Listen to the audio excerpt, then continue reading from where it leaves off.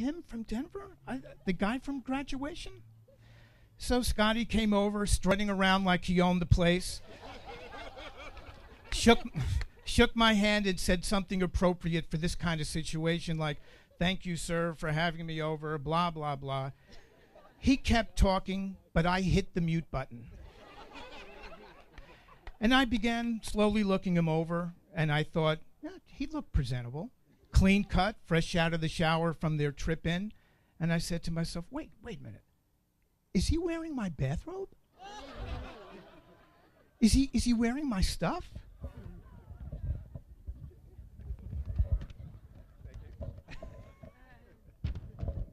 And then I looked down in his hand and I saw the gin and tonic. And I thought, you know, he's wearing my bathrobe and he found the booze. And then out of my trance, I heard Karen calling out my name. I kind of shook my head and woke up, saw her looking at me saying, "Snap out of it." I came back to life, and the junior asked if he can make me a gin and tonic, and I said, sure. I woke up 2 days later, still with a hangover, and I get out of bed, went to find my bathrobe, still missing. And I walked down the steps, and it obviously wasn't a bad dream because there he was in the family room, sitting in my bathrobe. So I called him over to the bar, and I pointed to the jigger, and I asked him if he knew what this jigger was used for. And he told me that he uses the visual 80-20 method. And I said, what's that? 80% gin, 20% tonic. So I have a little gift for your new bar at home. This is a jigger, and it's engraved, and somewhere it says here, "The Seniors Gin Jigger." So this is for your bar.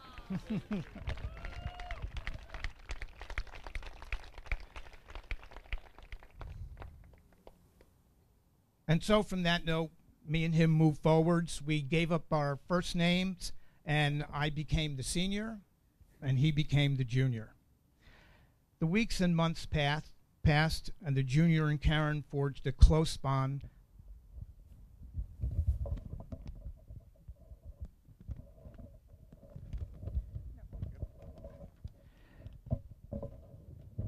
And I looked forward to our family dinners together, weekends grilling, hanging outside in our patio. The four of us were a good team. You know, the junior is an avid research freak. He knew the job he wanted at MSG, researched the heck out of it, and finally got the job landed. Then move-out day had arrived. They found their own place in the city, and when they pulled down the driveway and left, the house was so quiet, and I was going to miss the two of them. And then I thought how lucky I was this past year to be there at your ground zero, a witness to the beginning of your life as one entity, two individual people moving forward as one. And I knew this day, April 29th, would eventually come for them. There's an ancient Chinese expression that applies to the two of you. I found it about a year ago in a fortune cookie and kept it.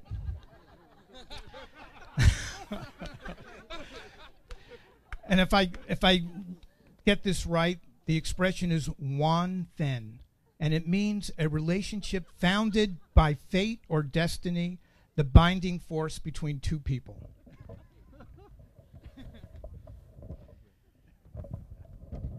So let me leave you with this, a toast to the two of them.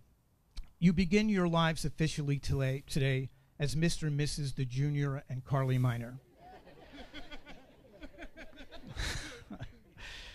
Think of your new life as a journey on a train, with its station, changes of routes, and accidents. All of us here, your parents, siblings, friends, and relatives, are your passengers. As time goes on, other people will step on board, and they will be significant in your life, your children, new friends, work folks. And as time travels, many will step down, leaving a permanent vacuum. Others will step down and go unnoticed, that you won't even realize they vacated their seats.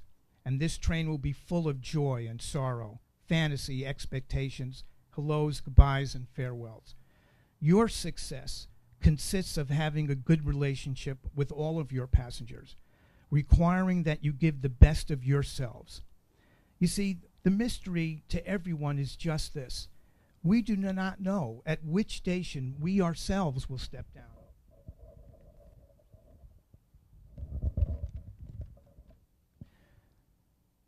So you must live your life together in the best way, love each other, forgive one another, and offer the best of who you are. And for Pete's sake, enjoy the journey. Just let me say one more quick thing. I want to speak one more minute to the first quiet observer in my life. Right there. I know you question your contribution to our family, your worth and your value. Did I have meaning? The tangible, meaning money and finances, and the intangible, our moral compass, the professor of philosophy, trying to instill in your family the skills required to be the best of who you are. As your students, we gave you more than our share of crap along the way. The moans and groans, the rolling of the eyes, and even laughing right at your face. Our antics were of no bother to you. You moved forward, always living your life in the best way and wondering if you made a difference in ours. Well, look at your beautiful daughters and look at their husbands and look around the room tonight. Look at our family and look at our dearest friends. Do you see us? We are your portrait. We are the colors on your palette and the paint strokes on your canvas. Right here. The money that I contributed might have paid for some of the art supplies, but I can't draw a straight line to save my life. We are your best work, and the painting is certainly not complete. And as for me, I think I'm going to pull up a chair and watch you finish this masterpiece. So here's to my lovely wife. Thank you. I'm not sure I want to follow that. Please, everyone, give it up for Scott Martin and Karen Martin.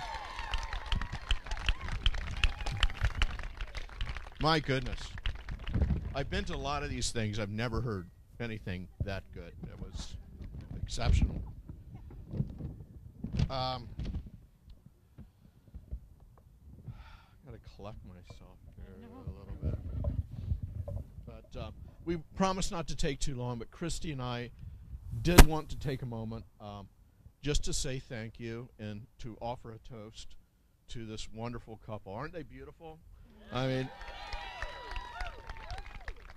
you're so inspirational for all of us, old and young, and we're just so happy that we're here to celebrate with you.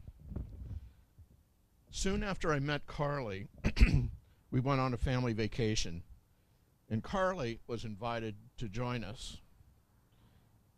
At the dinner table one evening, as has happened from time to time in life, Scott and I started a casual discussion that quickly escalated into a full-fledged debate. And at some point during that debate, as the tensions were rising, Carly spoke up loud and clear, "Scotty, you're being disrespectful." He went completely silent for the first time in his life. She was like a magician. Like she had just flipped a switch and he shut down completely. It was just incredible. Well, needless to say, right then and there, I knew I loved this girl. And that she was perfect for our family. So I just am so happy for both of you. But Carly, it's difficult to say how happy we are that you and Scott found one another and that you are now part of our family. As Joe and Jamie will say a little bit later, and we will say again, you bring so much to this family. You bring so much joy. You bring so much happiness. We love your compassion, your honesty, and sensitivity. we wish you both the very, very best in the years to come. We would also like to thank Father Bernie for being here. The past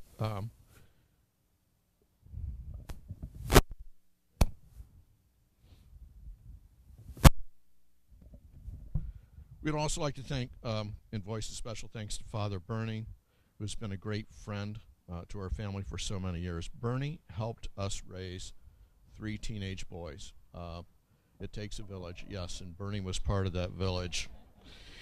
He was there when they went astray, and he was there for us when we could not quite figure out how best to parent. So, Bernie, thank you for being here. Great job tonight. We love you.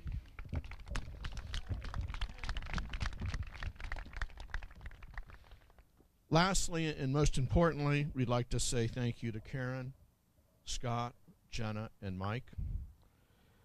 We'd like to thank them not only for this wonderful and fun celebration, but for all that you have done to accept Scott and provide him with support, encouragement, and friendship. As Senior mentioned a little bit earlier, Scott chose to follow Carly to New York. Good decision, Scott. And he decided to move in with them and mooch off of them for a few months. Good decision, Scott. Because the food and the wine there is phenomenal. But more importantly than the food and the wine,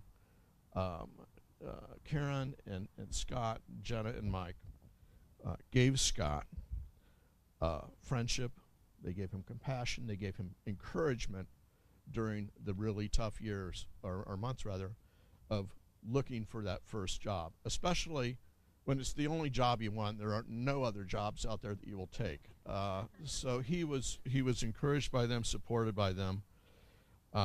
We will always be indebted to the Martin family for all that you did to give these two a very, very special and secure start to their relationship.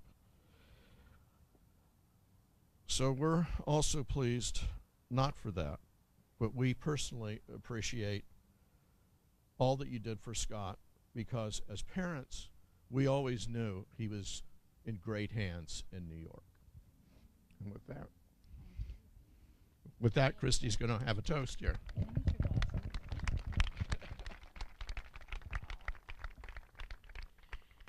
Again, would like to thank everyone for being here, for coming so far and celebrating the marriage of Carly and Scott. We'd like to propose a toast. First to Karen and Scott. Thank you so much for putting together this wonderful day. This is just an amazing place, and you have made Carly and Scott's day so magical for all of us. Thank you so much. Cheers. Cheers. To the minor boys, you know we love you dearly, but this one is for the girls. To Carly, Michelle, and Bree. Can I do this? You're fine. You got it.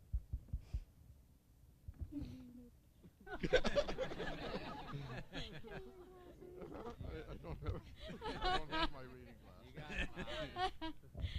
No. Tell me what this says. To Carly, Michelle, and Bree. What? Here, okay. I'm so sorry. To Carly, Michelle and Bree.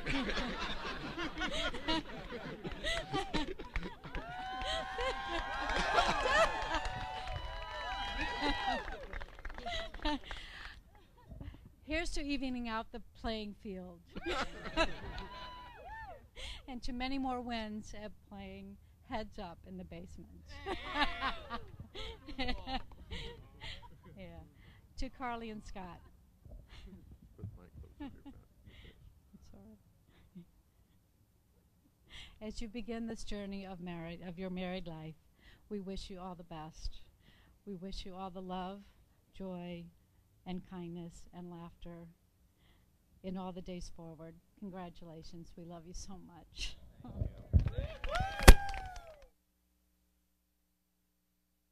As Carly's older, more extroverted sister, it feels natural to start my speech at her wedding by talking about me. I was born to be a big sister, and I exhibit every characteristic of a classic firstborn. According to some light Googling, those traits include, but aren't limited to, being reliable, responsible, conscientious, controlling, a natural leader, a perfectionist, and perhaps most of all, a compliant people pleaser with a strong need for approval from anyone in charge. So, while some older siblings resent the new addition to the family for stealing all the attention, I saw Carly as an opportunity for me to shine in a new role. Sure, she may have been the cutest baby of all time, but I could rebrand as the best damn big sister in all the land. It worked like magic, and here's the proof. As I was working on this speech earlier this month, I asked my parents to share some memories from when Carly and I were little. My mom said, "Every morning, Dad and I would wake up to hear you in Carly's room. When you were just 4, you'd climb into her crib and read to her while she sat there sucking her thumb. It was such a sweet way to start the day. Then, as she got older, you were always her best audience. You were on the floor with laughter at all of her silly antics. And when she got first place at her horseback riding competition, I was struck with how genuinely excited and overcome with joy you were. You just always enjoyed being with her and included her in everything you did." My dad said, "It's April 15th, ask me tomorrow."